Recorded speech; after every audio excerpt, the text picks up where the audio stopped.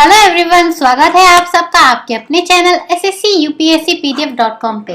Guys, आज है हमारी क्लास 7 जिसमें हम डिस्कस कर रहे हैं चाइल्ड डेवलपमेंट एंड पेडागोजी से रिलेटेड हमारे जो कॉन्सेप्ट आते हैं, हमारे जितने भी टीचिंग रिलेटेड एग्जाम्स में ये पूछे जाते हैं।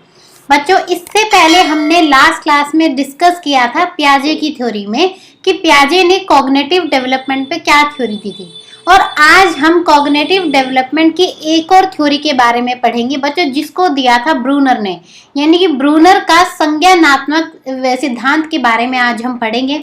और जो नए बच्चे हमारे साथ जुड़े हैं, मैं उनको बता दूं कि बच्चों ये हमारा फ्री कोर्स चल रहा है और उससे रिलेटेड जो भी डिटेल्स है उसकी वीडियो आपको नीचे लिंक जो है नीचे डिस्क्रिप्शन बॉक्स में मिल जाएगा, आप वहां से उसे विजिट कर सकते हैं। तो चलो बैक टू द टॉपिक आए बच्चों। आज हम बात करने वाले हैं about Brunner's theory of cognitive development. बच्चों, ब्रूनर जो थे ये भी एक साइकोलॉजिस्ट थे जिन्होंने बच्चों के ऊपर बहुत ज्यादा काम किया था कि उनका मानसिक विकास किस तरीके से होता है, बच्चों का कॉग्निटिव डेवलपमेंट का पैटर्न क्या है। तो इन्होंने जब बच्चों स्टडी की तो इन्होंने बताया कि जो बच्चे का डेवलपमेंट है वो 3 भागों में यानी कि 3 हिस्सों में होता है। पहला हिस्सा जहाँ पे बच्चा खुद काम करके सीखता है, दूसरा हिस्सा जहाँ पे बच्चा देख कर सीखता है, और तीसरा बच्चा जहाँ पे बच्चा जो है लैंग्वेज से सीखता है। तो ये 3 जो है पार्ट्स इन्होंने बताए बच्चों के डेवलपमेंट से रिलेटेड। और इन्होंने बच्चों ये भी बोला कि किसी भी बच्चे को हम किसी भी स्टेज में सिखा सकते हैं। तो ऐसा जरूरी नहीं है कि बच्चा जो है सिर्फ लैंग्वेज यानी तीसरी स्टेज के हिसाब से ही सीखेगा, बच्चे को हम पहली और दूसरी स्टेज के हिसाब से भी सिखा सकते हैं। और इनकी थ्योरी में जो बच्चों एक और इम्पॉर्टेंट टॉपिक है वो है कि एक बच्चे के सीखने का तरीका होता है कॉन्क्रीट से लेके एब्स्ट्रैक्ट। अब जिन बच्चों ने लास्ट क्लास देखी थी उनको जरूर पता होगा कॉन्क्रीट और एब्स्ट्रैक्ट का मतलब क्या होता है। कॉन्क्रीट का मतलब है कि जब बच्चा सामने कोई चीज देखकर सीखता है, और एब्स्ट्रैक्ट का मतलब होता है जब बच्चा चीजों को एज्यूम भी कर सकता है। तो यानी एक बच्चे की जो सीखने का पैटर्न होता है वो होता है कॉन्क्रीट टू एब्स्ट्रैक्ट। अब बच्चों जो ये थ्योरी है बहुत सिंपल थ्योरी है, ऐसा कोई इसमें बहुत बड़ा टर्म नहीं है जिसको समझने में आपको डिफिकल्टी होगी। बहुत ही ज्यादा इजी थ्योरी है। आई कैन गारंटी यू कि आपको एक बार में ही थ्योरी पूरी क्लियर हो जाएगी, क्योंकि बहुत इजी थ्योरी है ये। अब हम बात करेंगे बच्चों इसके स्टेजेस की। तो इसने जो है स्टेजेस को 3 पार्ट में कन्वर्ट किया है, 3 पार्ट में इन्होंने बांटा है। पहला जो चरण होता है बच्चों वो होता है इनएक्टिव स्टेज, यानी कि जब बच्चा 0 से लेके 3 साल तक का होता है तो वो आता है इनएक्टिव स्टेज में। उसके बाद दूसरी स्टेज आती है हमारी आइकॉनिक, यानी कि जब बच्चा 3 से लेके 7 साल तक का होता है तो वो आता है आइकॉनिक में। इसके बाद थर्ड है सिंबॉलिक स्टेज, यानी जब बच्चा 7 साल से ऊपर का होता है तो आता है सिंबॉलिक स्टेज में।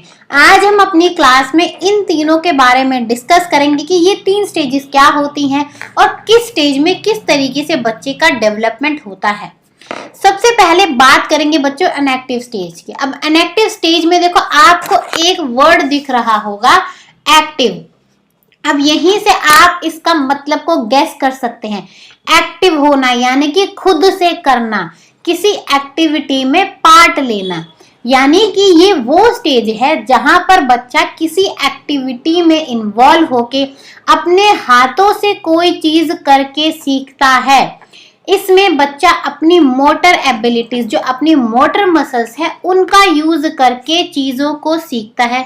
जैसे कि एग्जाम्पल अगर हम लें बच्चों, तो एग्जाम्पल हुआ कि मुझे सपोज अपनी क्लास में बच्चों को मैथ्स में एडिशन सिखाना है, तो सबसे पहले मैं क्या करूंगी, उनको बोर्ड पे लिखने की बजाय या फिर बोल के सिखाने के बजाय मैं उनको जो है ऑब्जेक्ट्स ला के दूंगी। सपोज मैंने उनको एप्पल्स ला के दिए कि बताओ बच्चों ये 2 एप्पल्स है और ये 2 एप्पल्स है, जब हम इनको ऐड करेंगे तो टोटल कितने एप्पल्स हुए। तो बच्चा जो है हाथ में एप्पल्स को लेके काउंट करेगा, यानी कि वो खुद उस एक्टिविटी में इन्वॉल्व हो रहा है, अपने हाथों से वो उस एक्टिविटी को कर रहा है। तो बच्चों ये होती है इनएक्टिव स्टेज, यानी कि जब बच्चा खुद से करके कोई चीज को सीखता है। इसके बाद बच्चों नेक्स्ट स्टेज आती है आइकॉनिक स्टेज। आइकॉनिक में भी आपको एक वर्ड दिख रहा होगा जहां से इसका मीनिंग आप गेस कर सकते हैं, वो है आइकन्स। अब सब आप व्हाट्सएप यूज करते हैं, फेसबुक, मैसेंजर, बहुत सारे सोशल प्लेटफॉर्म्स है जो आप यूज करते हैं, वहां पे आपके पास आइकन्स भेजने का भी ऑप्शन होता है। अब आइकन्स में क्या होता है, इमेजेस होती हैं, आपके जो है इमोजीज होते हैं, अलग अलग चीजें होती हैं, यानी कि जो पिक्चर्स होती हैं जिनको आप देख सकते हैं। तो ये स्टेज भी उसी तरीके से है जहां पर बच्चा इमेजेस को देखकर सीखता है, यानी कि उसके सामने हम पिक्चर बनाएंगे तो उस चीज को समझ जाएगा। अब पहली स्टेज में मैंने आपको क्या बताया है कि जो बच्चा है वो एप्पल्स को हाथ में लेके काउंट कर रहा है, लेकिन दूसरी स्टेज में क्या होगा, अगर मुझे एडिशन सिखाना है बच्चों को तो मैं सिंपली बोर्ड पे एप्पल्स को ड्रॉ कर दूंगी कि बच्चों ये 2 एप्पल्स हैं, ये 2 एप्पल्स हैं, तो बताएं इनको ऐड अगर हम करेंगे तो कितना टोटल आएगा। तो यहाँ पे सिंपली बच्चे इमेजेस को देखकर सीख जाएंगे। ये ही होती है बच्चों आपकी आइकॉनिक स्टेज, जहां पे आइकन्स यानी कि इमेजेस के थ्रू बच्चा जो है सीखता है।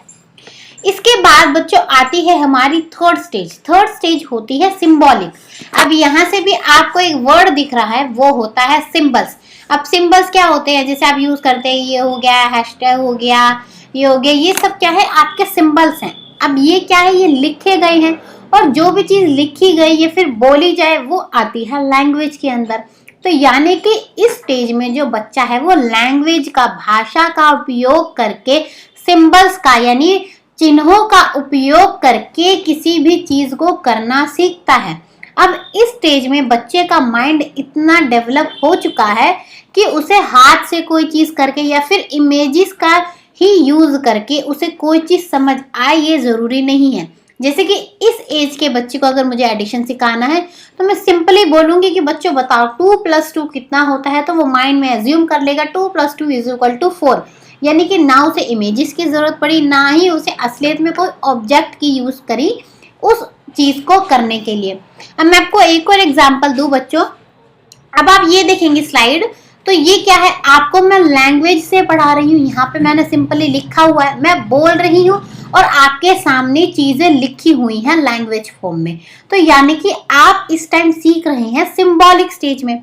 लेकिन जब मैंने आपको एग्जाम्पल समझाया तो एग्जाम्पल में मैंने आपके लिए क्या यूज करा, मैंने आपके लिए इमेजेस यूज करी। यानी कि इस टाइम आप सीख रहे हैं आइकॉनिक स्टेज से। अब आपको एक चीज और क्लियर हुई होगी कि मैंने आपको क्लास की स्टार्टिंग में ही क्या बताया था कि जरूरी नहीं है कि अब आप बच्चे जो है थर्ड स्टेज में आ चुके हैं, यानी आप लैंग्वेज से सीखने में सक्षम हैं।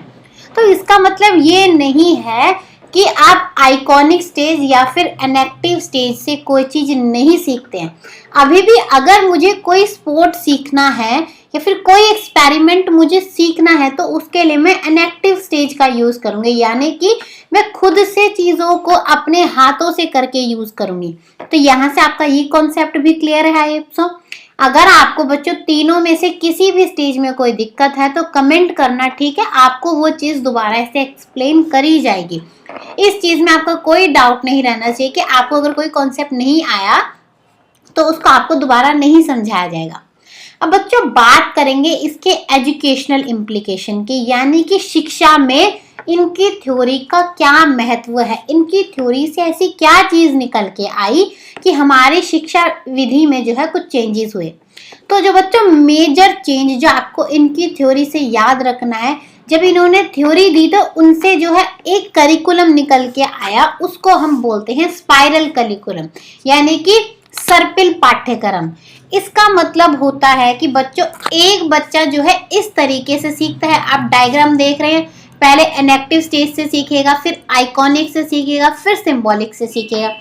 इसका मतलब ये भी है कि एक बच्चे को आप पहले कोई कॉन्सेप्ट जो है आप उसे इनएक्टिव स्टेज के थ्रू सिखाएंगे, फिर सेम कॉन्सेप्ट आप उसको आइकॉनिक स्टेज के थ्रू सिखाएंगे, और फिर उस कॉन्सेप्ट में मास्टरी करने के लिए आप उसे सिंबॉलिक स्टेज से सिखाएंगे। यानी कि एक कॉन्सेप्ट जो है वो बच्चों स्पाइरल तरीके से चल रहा है। अब आपने देखा कि मैंने जो एग्जाम्पल लिए थे आपको तीनों सेम चीज का एग्जाम्पल लिया था, लेकिन क्या हुआ, बच्चे का डिफिकल्टी लेवल बढ़ता गया उस कॉन्सेप्ट में। पहले जो है बच्चे ने कॉन्सेप्ट एडिशन का सीखा चीजों को करके, फिर उसका डिफिकल्टी लेवल और बढ़ाया तो मैंने बोर्ड पे ड्रॉ कर दिया। फिर मैंने उसका डिफिकल्टी लेवल और बढ़ाया तो मैंने सिर्फ उसको बोला आप एज्यूम करो, और मैंने आपको बोल दिया और आप मुझे आंसर बताएं। तो बच्चों इसी को बोलते हैं स्पाइरल करिकुलम, यानी कि एक चीज को घुमा के पूरा अच्छे से कॉन्सेप्ट को एक्सप्लेन करना। अब आप क्या देखेंगे, अगर आपने हिस्ट्री पढ़ी है अपने स्कूल लेवल पे, तो स्कूल लेवल पे हिस्ट्री जो है 6th to 10th आपको पढ़ाई जाती है। नॉर्मल आपको बेसिक कॉन्सेप्ट्स एक्सप्लेन करे जाते हैं, लेकिन 11th और 12th में जब आप आते हैं तो सेम वही कॉन्सेप्ट को और एडवांस तरीके से आपको समझाया जाता है। वही बच्चों है स्पाइरल करिकुलम, यानी कि पहले एक चीज को सिंपल तरीके से एक्सप्लेन करना, फिर उस पे जो है और ज्यादा हार्डशिप बढ़ा देना और ज्यादा सब्जेक्ट में मास्टरी कराने के लिए उसको और ज्यादा बिल्ड करना कॉन्सेप्ट को, इसको बोलते हैं स्पाइरल करिकुलम। तो अगर एग्जाम में आपको अगर कहीं भी देखने को मिले कि स्पाइरल करिकुलम का श्रेय किसको जाता है, तो बच्चों आप सबका आंसर होगा Brunner's theory of cognitive development. अब यहाँ तक ही थी हमारी आज की थ्योरी, बहुत सिंपल थ्योरी थी, कुछ ऐसा हार्ड नहीं था इसमें समझने के लिए। अब मैं आपसे 3 क्वेश्चन पूछूंगी बच्चों, इन तीनों के आंसर आपको खुद करने हैं। खुद आप मुझे कमेंट बॉक्स में आंसर बताएंगे कि इनके क्वेश्चन के आंसर क्या हैं, क्योंकि इजी हैं, आपको देखते ही समझ आ जाएंगे अगर आपने अच्छे से थ्योरी को सुना है, समझा है तो सबसे पहला क्वेश्चन है आपके लिए कि ब्रूनर ने 3 स्टेजेस बताई हैं, तो उनका करेक्ट ऑर्डर बताओ। आपको तीनों स्टेज बताई है, लेकिन आपको करेक्ट ऑर्डर बताना है कि स्टेज 1 कौन सी है, स्टेज 2, स्टेज 3। तो option A, B, C, D जो भी आपका आंसर सही है आप उसका आंसर मुझे कमेंट बॉक्स में बताएंगे।